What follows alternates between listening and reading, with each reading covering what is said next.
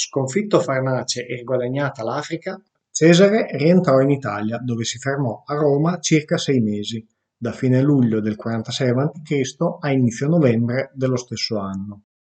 Nel frattempo Labieno e il figlio minore di Pompeo, Sesto, si erano rifugiati nella penisola iberica da Gneo Pompeo Junior, il maggiore tra i due fratelli, e insieme stavano portando dalla loro parte quasi tutte le città della Spagna ulteriore. Cesare a Roma intanto indiceva 4 trionfi per onorare i suoi successi, durante i quali gratificò i suoi soldati concedendo lotti di terreno nelle province ai veterani. Concesse poi a tutti i soldati 20.000 sesterzi a testa, equivalenti a 20 anni di stipendio, ai centurioni il doppio, ai tribuni militari e ai prefetti di cavalleria il quadruplo. A ciascun cittadino donò 400 sesterzi, più di quanto promesso, oltre a circa 10 modi di grano, equivalenti a quasi 90 litri, e a poco più di 3 kg di olio. I generali di Cesare inviati in Spagna però lamentavano l'intraprendenza dei pompeiani, chiedendo aiuto al dittatore per avere importanti rinforzi e magari la sua presenza personale sul campo. L'esercito cesariano disponeva in Spagna di 3 legioni nella Spagna ulteriore e 3 nella Spagna citeriore. A queste forze Cesare aggiunse una legione dalla Sardegna, le legioni di veterani sesta e la decima, a cui aggiunse la sua cavalleria. Cesare partì dunque da Roma all'inizio del novembre del 46 a.C. e indirizzò i rinforzi a Obulco. Egli, percorrendo a cavallo 2200 km in circa un mese, raggiunse poi la zona delle operazioni. Va detto che i legionari erano stanchi delle lotte fratricide con i pompeiani e la determinazione a non arrendersi di questi ultimi inasprì fino a livelli di crudeltà mai visti prima questa ultima fase della guerra civile. Arrivato in Spagna, Cesare fu informato che la città di Ulia era fedele alla sua fazione e per questo Pompeo la stava assediando.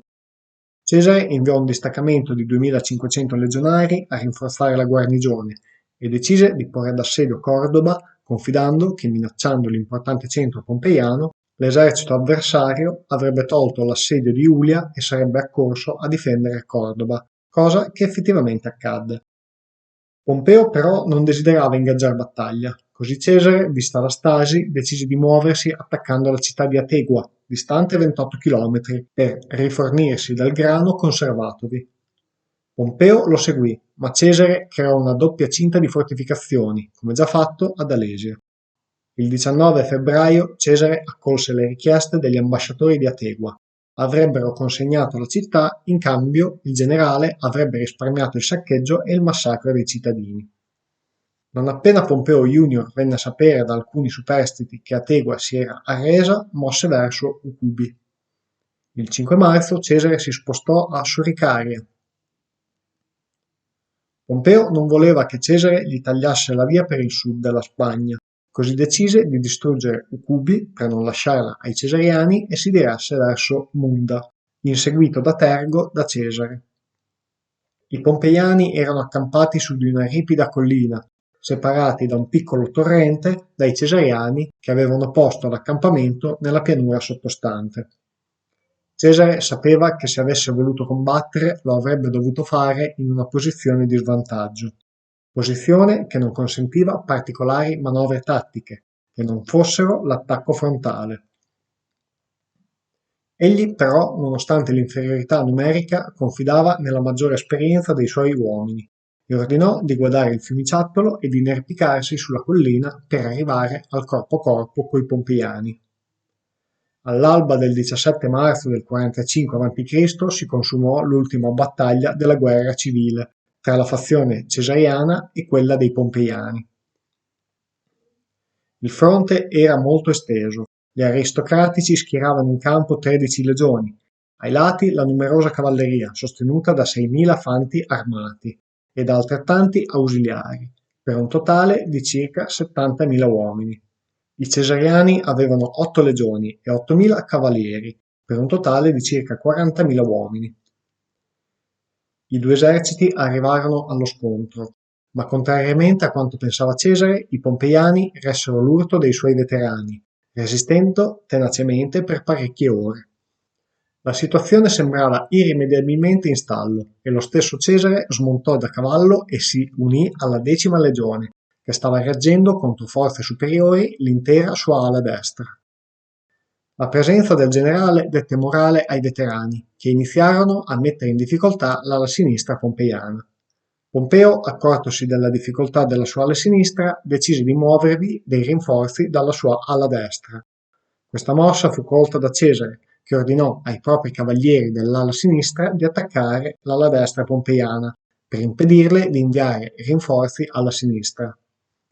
Anche sull'ala destra la cavalleria romana attaccò, e alcuni cavalieri romani riuscirono addirittura a superare le linee pompeiane, arrivando a minacciare il campo avversario. Labieno, accortosi di questa mossa, decise di muovere contro questi una parte dei propri cavalieri. La mossa, seppur logica, fu mal interpretata dai legionari di Pompeo, che credettero trattarsi di una ritirata dei propri cavalieri. Il panico si impossessò dei pompeiani, che ruppero i ranghi e si ritirarono inseguiti dai cesariani, che ne fecero strage. L'esercito di Cesare massacrò circa 30.000 pompeiani, mentre tra le sue fila le perdite ammontarono a circa 1 migliaio di morti. A fine battaglia tra i cadaveri furono trovati i corpi di Labieno, l'ex luogotenente di Cesare, schieratosi coi pompeiani all'inizio della guerra civile. Per demoralizzare la guarnigione di Munda, gli uomini di Cesare circondarono le sue mura con una palizzata di cadaveri decapitati, infilzati sui giavellotti piantati a terra, e le teste mozzate esposte sulle spade lasciate dai nemici. Cesare spostò una parte delle truppe ad assediare Cordoba, dove i cittadini tentarono di scappare, dopo aver dato fuoco alla città.